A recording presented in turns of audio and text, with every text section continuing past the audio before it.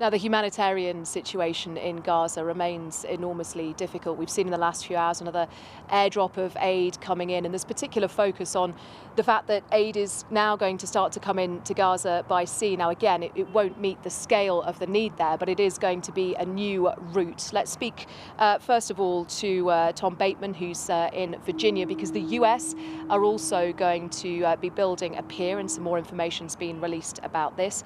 And Quentin Somerville as well, our correspondent in Larnaca in Cyprus, who's been watching the departure of that first aid ship, which is going to use this newly established maritime aid corridor from Cyprus to Gaza. Quentin, tell us a little bit more about that ship and crucially about how they'll actually unload the aid and distribute it when it gets there. The ship left this morning just before 9 a.m. local time, the Open Arms. It's a Spanish vessel, but it's being operated by an American charity, World Central Kitchen. They're taking 200 tons of aid, flour, rice, pre-prepared meals. That might seem like a lot, but in the grand scheme of things, and particularly in terms of Gaza's need, it's a tiny amount. They've got a long journey ahead of them. It normally takes about 15 hours to get from Larnaca to Gaza, but in fact it'll take about 50 hours, we think, perhaps 2 days, because of the nature of the vessel and the cargo that it's carrying. It's not a ship that's built for moving cargo. And when it gets there, it will be difficult because Gaza has been hammered by Israeli bombardments and most of the infrastructure is gone. They want to get this aid to northern Gaza, which is particularly badly affected. People there on the brink of famine, children suffering from malnutrition. But there is no pier, there is no jetty. So World Central Kitchen are busy while that ship is in the water. They're taking some of the debris from the devastation in Gaza and they're building a jetty. It's an around-the-clock mission. They say they're working 24/7 so that hopefully by the time that the Open Arms lands or arrives in Gaza, it has somewhere to dock and it can offload that aid and start distributing it to some of the 60 kitchens it has across the territory. And Quentin, I know you've been doing some calculations on this, because what is actually aboard that ship is really a very small amount of aid compared to the need currently in Gaza. That's right, Anna. The United Kingdom says that Gaza needs about 500 trucks a day going, and it's currently running about 100 trucks a day.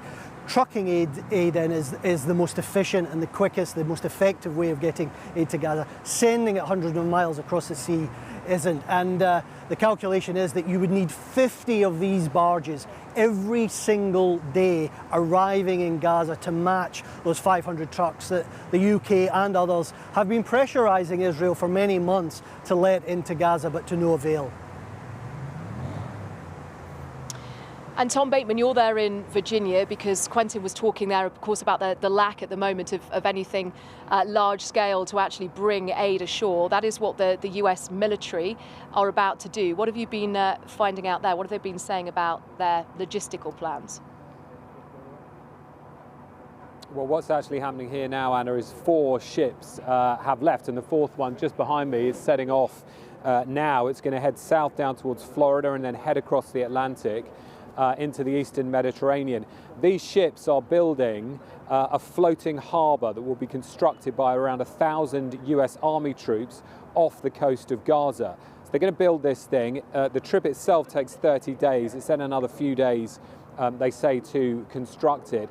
And this will create effectively an offshore harbour that will allow very large civilian ships to offload container loads of aid via a floating pier that these troops will construct and will then be floated to the shore of Gaza. It will have to be obviously anchored and attached on the coastline.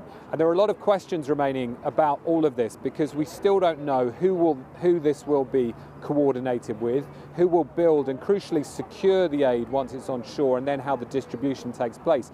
The Pentagon have talked about the UN being involved and some Israeli involvement potentially with security, but we still don't have the answers to that. And some of these fundamental issues remain, as Quentin was alluding to there, because this is a huge logistical operation announced by President Biden in his State of the Union address last week. But the fact remains that all of this and more could be done very easily by road if, as aid groups say, there was more opening of the land crossings by the Israelis. And that's why this is a political rather than a logistical issue at its core. And the Americans continue to put that pressure on the Israelis, they say, to open more land crossings into Gaza. Tom, thank you. That's Tom Bateman there in Virginia and Quentin Somerville in Larnaca in Cyprus.